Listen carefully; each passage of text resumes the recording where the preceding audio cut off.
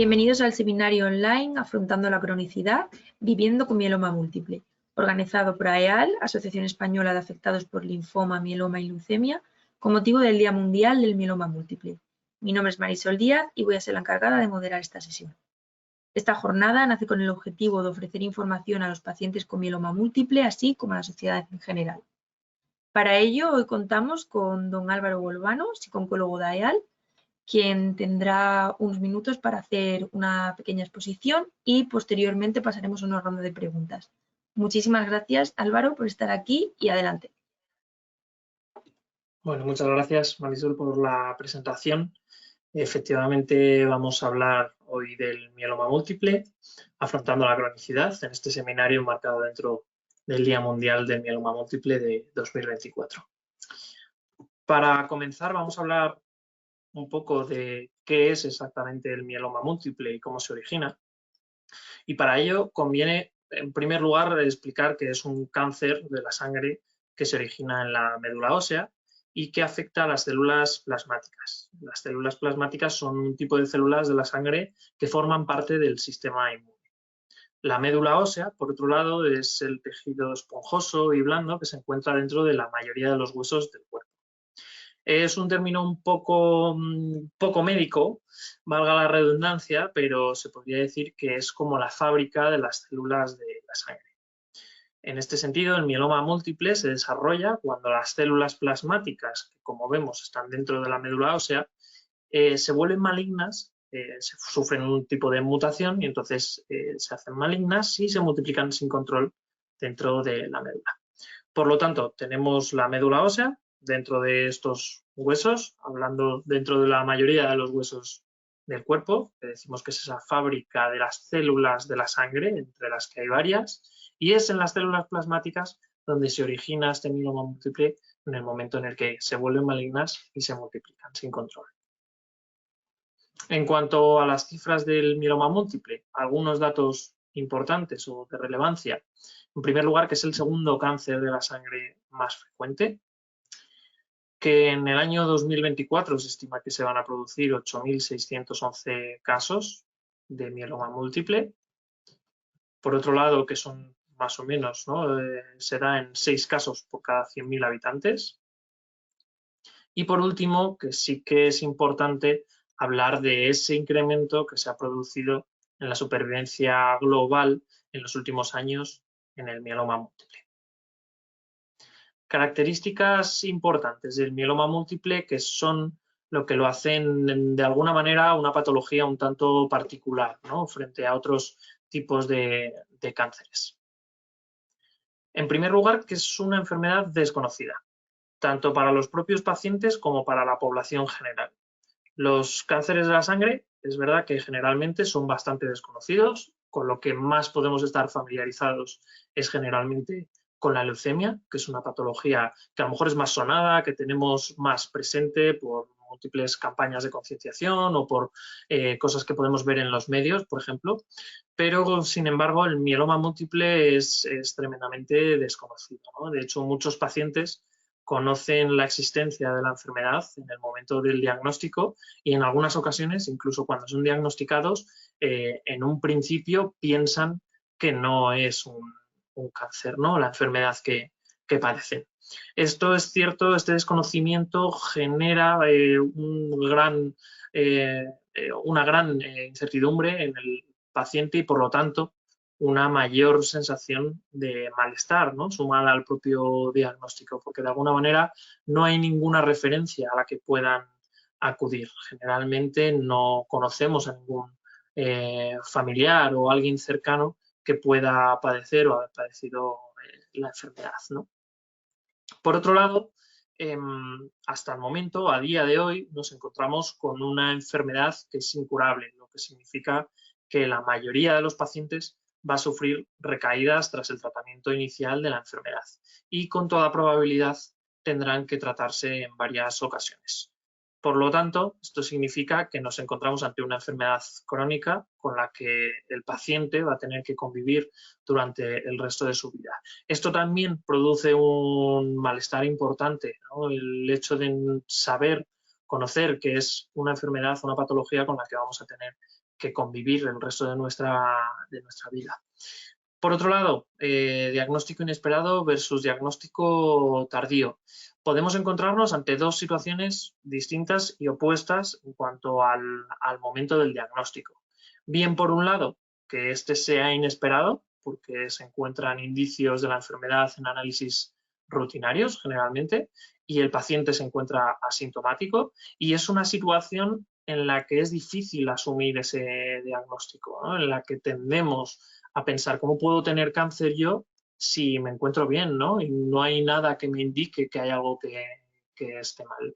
Y generalmente en el imaginario colectivo pensamos que, claro, cuando tienes un cáncer estás mal, tienes que tener algún síntoma. Entonces es algo muy común que cuando el diagnóstico es inesperado y no hay síntomas de por medio, cueste más asimilar este diagnóstico, que no terminemos de creérnoslo del todo, ¿no? Luego hay otra situación que también se puede producir, que es que el diagnóstico lleve meses, yendo a lo mejor entre varios especialistas cuando ya ha habido síntomas, ¿no? Y por lo tanto la afectación puede ser mayor, ¿no? La afectación a nivel clínico, por ejemplo, con la aparición de patología renal o de patología ósea, ¿no? Y es por lo tanto, a veces cuando llega este diagnóstico puede haber una cierta sensación de alivio, que comentaremos más adelante dentro de las reacciones emocionales. Pero es cierto que a veces ese tiempo que se tarda en diagnosticar realmente puede ser muy frustrante y puede ser una fuente de malestar muy importante en el paciente, ¿no? En el paciente que ve que no se termina de dar con un diagnóstico y ponerle un nombre a lo que le está ocurriendo. En función de esto y teniendo en cuenta las variaciones entre los pacientes, la necesidad de iniciar el tratamiento tras el diagnóstico varía mucho de una situación a otra. Por este motivo, siguiente punto, está la parte de enfermedad heterogénea y ese pronóstico variable. Es, por lo tanto, una enfermedad, como decíamos, muy heterogénea, que, como hemos visto, puede tener manifestaciones muy diferentes y, además, un pronóstico muy variable. Nos encontramos ante pacientes que han tenido una muy buena respuesta al tratamiento, sin tener recaídas, que podríamos considerar incluso curados, ¿no? Entre comillas, que hablamos de alrededor de un 30% de los pacientes, como nos comentó el doctor Jesús San Miguel en su seminario. Y por otro lado, hay pacientes cuyo mieloma es resistente al tratamiento o que tienen una buena respuesta al tratamiento inicial, pero recaen pronto y cuyo pronóstico es, por tanto, peor. Y entre ambos se sitúa la mayoría de los pacientes que no presentan riesgo en el corto o medio plazo. Entonces, como vemos, son pacientes muy distintos cuyas respuestas también dependerá, como comentábamos antes, de en qué momento se diagnostique la enfermedad y si se ha dejado pasar mucho tiempo o no, pero nos encontramos con una variabilidad importante en cuanto a los casos que observamos, ¿no? Finalmente, al ser una enfermedad que de media se presenta en pacientes mayores, sí que es cierto que es común que aparezcan, que puedan existir otras comorbilidades u otras patologías que se sumen al propio mieloma, ¿no? Hablamos de población mayor, de una media de edad alta y por lo tanto es frecuente que haya otro tipo de enfermedades o patologías coexistentes. Todas estas características, ¿qué es lo que hacen? Pues que el mieloma múltiple sea una enfermedad que genera un importante impacto en el paciente. Y con eso, y entrando un poco más a lo que es el terreno psicológico, que es el que más me interesa a mí como psicooncólogo, y teniendo en cuenta todas estas características que pueden hacer que ese impacto sea elevado, vamos a ver un poco qué impacto emocional puede generar en el paciente con mieloma múltiple. Hay multitud de reacciones emocionales que pueden aparecer, además, a lo largo de todo el proceso de enfermedad. Tenemos, por un lado, reacciones emocionales como el miedo, ¿no? Muy común. Nos paramos a pensar en qué es lo que puede ocurrir, cuáles pueden ser las consecuencias a lo mejor de un determinado tratamiento. Tenemos por otro lado la tristeza, ¿no? A veces porque se truncan planes de futuro, por ejemplo. rabia, ira o irritabilidad o irascibilidad, ¿no? Que generalmente lo vemos en el trato con el entorno. Es habitual que fruto de esa rabia que ha producido, por ejemplo, el diagnóstico, en un momento dado podamos tener reacciones emocionales, pues bueno, un poco más a las que no estamos acostumbrados, ¿no? Y que generalmente tienen mucho que ver con el enfado y que es muy común que se perciban desde la familia, ¿no? Y desde el entorno. Por otro lado, la culpa, sentimiento de culpa, que puede venir, pues, por un lado, por haber llevado unos hábitos de vida poco saludables, o por otro lado, a veces esa culpa con estar dándole una carga emocional a nuestros familiares por el hecho de haber sido diagnosticados de una determinada enfermedad, ¿no? En este caso de mieloma. Por otro lado, la ansiedad, generalmente más relacionada con anticipar posibles consecuencias que pueda haber en el futuro. Es muy frecuente que nos encontremos con reacciones de ansiedad cuando nos enfrentamos, por ejemplo, a pruebas, a ciertas consultas médicas en las que no sabemos qué información nos pueden dar. Por otro lado, soledad y aislamiento. Puede ser, por un lado, porque nos sintamos un poco desplazados del resto y, por otro lado, porque seamos nosotros los que decidamos activamente que preferimos aislarnos de los demás, porque a lo mejor pues todo ese proceso emocional que estoy viviendo tras el diagnóstico de la enfermedad o durante los tratamientos, un momento de recaída, pues al final sea lo que necesito en ese momento. ¿Qué más podemos sentir? Pues como hemos dicho, alivio. Y esto a veces es algo que nos rechina un poco. ¿Por qué hablamos de alivio muchas veces con enfermedades o con patologías como el mieloma múltiple? Pues por lo que comentábamos, porque puede ser que el diagnóstico llegue después de un tiempo de búsqueda en el que no se termina de dar con qué es lo que nos está ocurriendo. Y a lo mejor nos hemos sentido frustrados durante mucho tiempo, hemos ido pasando de especialista a especialista hasta que por fin se da ese diagnóstico. Y en el momento en el que se le pone un nombre y se le ofrece un tratamiento para esta patología, lo que podemos sentir es alivio y es perfectamente normal que ocurra. Por último, la frustración, ¿no? Esa frustración que también hemos mencionado en varias de las situaciones de las que hablábamos, que puede aparecer pues, sobre todo en momentos de recaída, ¿no? En los que vemos que el tratamiento anterior no ha funcionado durante todo el tiempo que hubiéramos querido que hubiera funcionado, o bien que tengamos esa sensación de que es de alguna manera volver a empezar de cero el proceso. Momentos clave que puede haber a lo largo del proceso de enfermedad. Aunque puede darse este impacto emocional y estas reacciones emocionales, como hemos comentado, a lo largo de todo el proceso de enfermedad, sí que podríamos decir que hay unos momentos agudos en los que es más probable que aparezcan síntomas de carácter psicológico.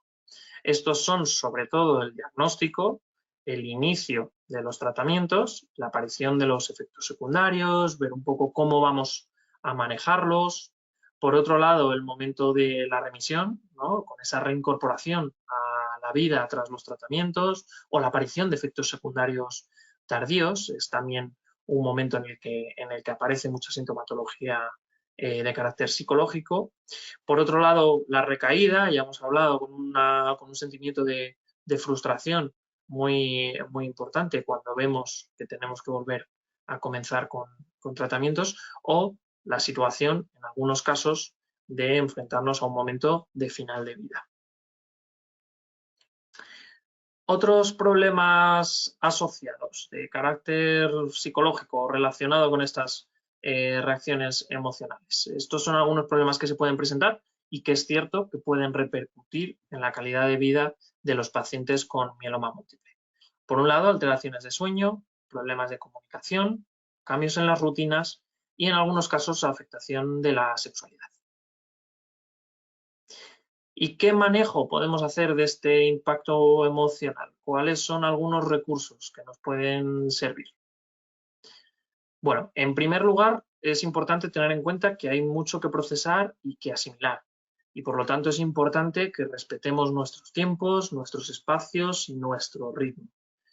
En relación un poco con esto, es importante que nos escuchemos, que tratemos de identificar nuestras emociones y que buscamos estrategias para gestionarlas, estrategias que nos funcionen a nosotros, que en muchas ocasiones es algo totalmente individual, ¿no? y personal. Puede ser que las estrategias que me funcionen a mí no le funcionen a otra persona.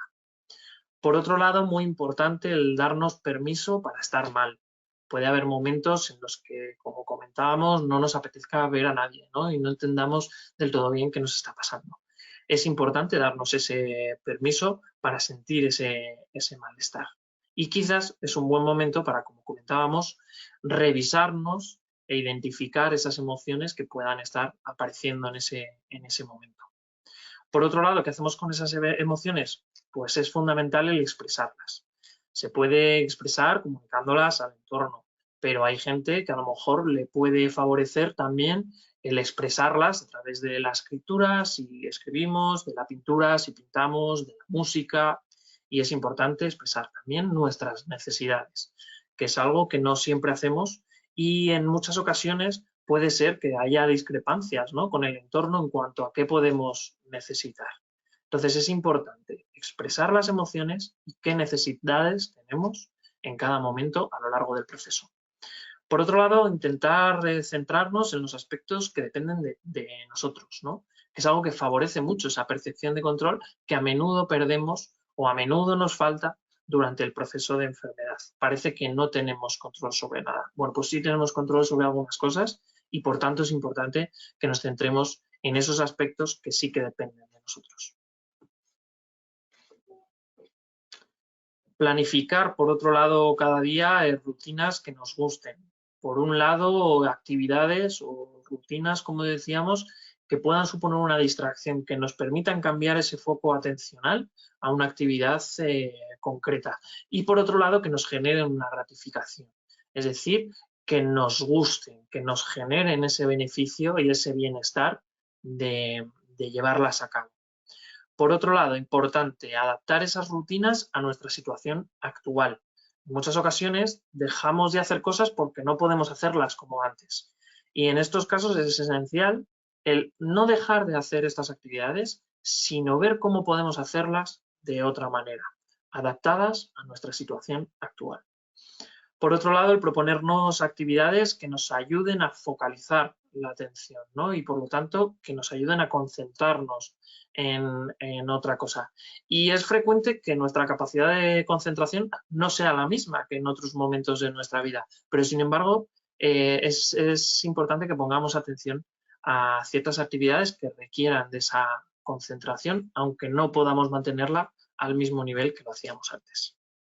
Por otro lado, el practicar ejercicios de relajación o mindfulness es algo que puede ser muy beneficioso, ¿no?, que nos ayuda a controlar la ansiedad y los pensamientos negativos en relación a la enfermedad. Por otro lado, importante el hacer ejercicio físico o practicar algún deporte. De nuevo, aplicamos esta norma que poníamos antes, que es siempre adaptado a nuestra situación actual. Es decir, a lo mejor antes era capaz de correr 10 kilómetros y ahora no soy capaz de correr más de 2. Bueno, pues es importante que podamos hacerlo adaptándolo. Pero el ejercicio físico y el deporte es desde luego muy beneficioso en estos momentos, no solo a nivel físico, sino también a nivel psicológico. Leer e informarnos. Es importante que acudamos a fuentes fiables, profesionales sanitarios, asociaciones de pacientes, sociedades científicas, pero puede ser que esa información nos pueda venir muy bien a lo largo del proceso de enfermedad.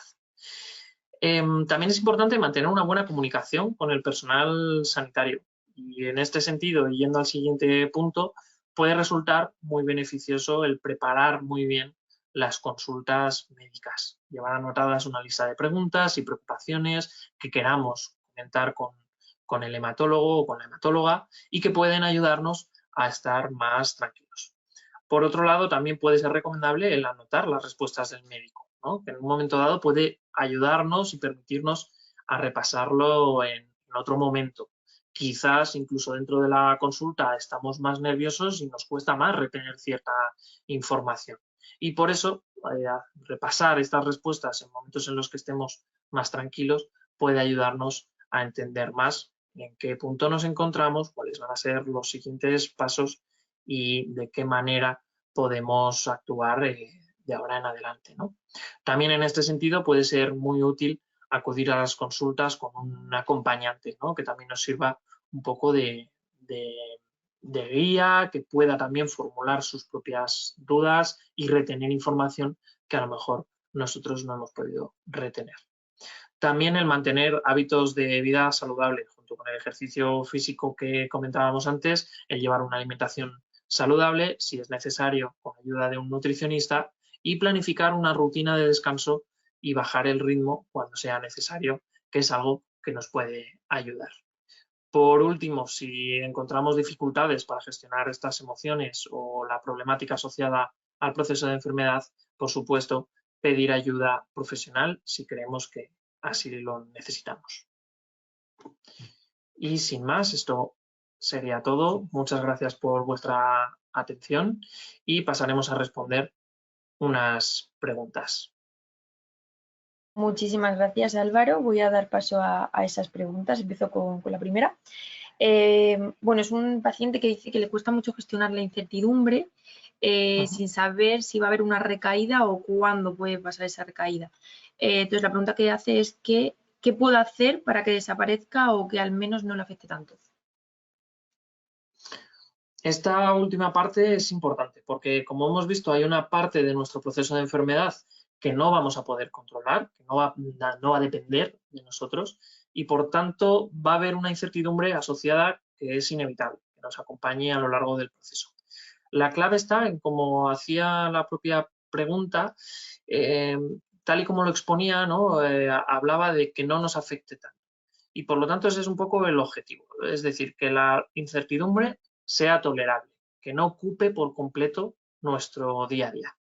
Para ello nos pueden venir bien algunas de las pautas que hemos comentado, como la expresión emocional, que hablábamos de compartir con nuestro entorno el cómo nos sentimos y qué cosas nos preocupan, el intentar centrarnos en aspectos que sí que dependen de nosotros, o por ejemplo, si identificamos que la incertidumbre que tenemos está asociada de alguna manera a una duda médica que podamos tener y que no hemos podido formular, puede ayudarnos, como decíamos, el prepararnos bien las consultas, apuntar todas las preguntas que queramos formularle al hematólogo o la hematóloga y el poder hacerlo y dedicarle su tiempo para que resuelvan todas estas dudas que tenemos.